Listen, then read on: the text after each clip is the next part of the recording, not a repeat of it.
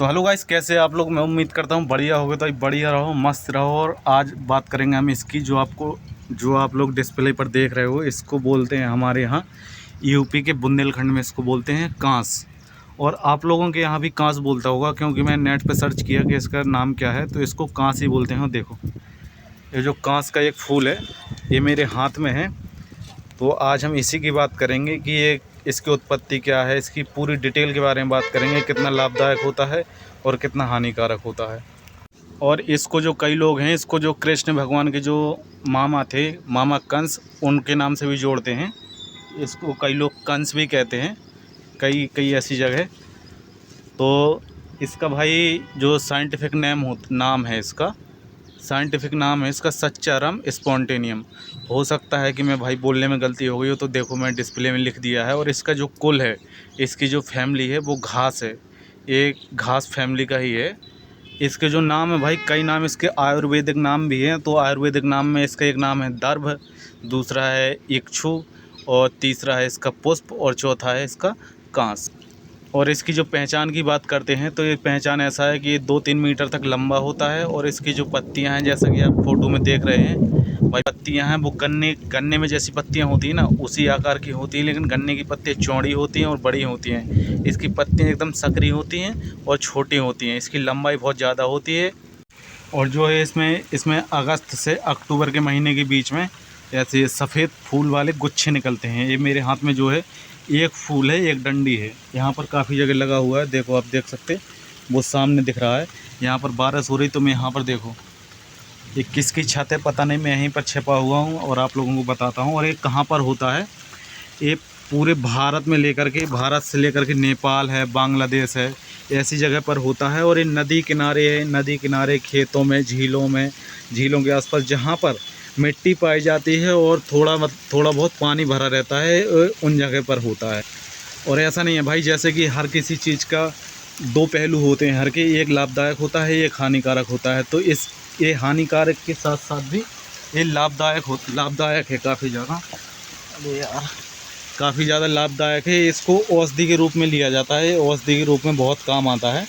तो इसका उपयोग ऐसा है कि जैसे मूत्र से जुड़े रोगों के लिए, जैसे जो टॉयलेट होती है ना, पेशाब होती है, उससे जुड़े रोगों के लिए, जैसे कि पथरी हो गई, या टॉयलेट करने में जलन हो गई, या और भी टॉयलेट से, मूत्र से रिलेटेड और भी रोग हैं, उसमें इसकी जड़ काम आती है।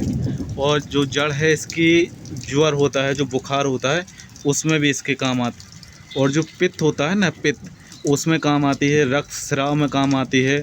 और जो ब्लड होता है, ब्लड को शुद्ध करने में काम आती है, इसका उपयोग होता है ब्लड को शुद्ध करने में।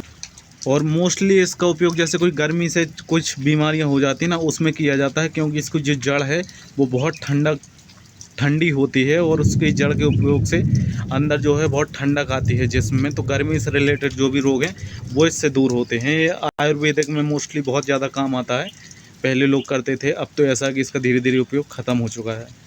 और इसके बहुत सारे उपयोग हैं, जैसे गांव में आप लोगों ने देखा होगा, झोपड़ी के ऊपर डाल लेते हैं और ऊपर से फिर पन्नी डाल लेते हैं, जैसे खुड़ैया बोलते हैं हमारे यहाँ बुंदेलखंड में। ऊपर से पन्नी डाल लेते हैं, तो इसको डालने से क्या है, अंदर इसके डालने से ठंडक रहती है और ऊपर इसके पन्नी डल जाती है, तो जो पानी है वो नीचे गिरते जाता है, और जो झोपड़ी के अंदर है उसमें नहीं जाता। और ग्रामीण इलाकों में जो औरतें होती हैं, वो इसको काट के ले जाती हैं और इसको फुलाती हैं।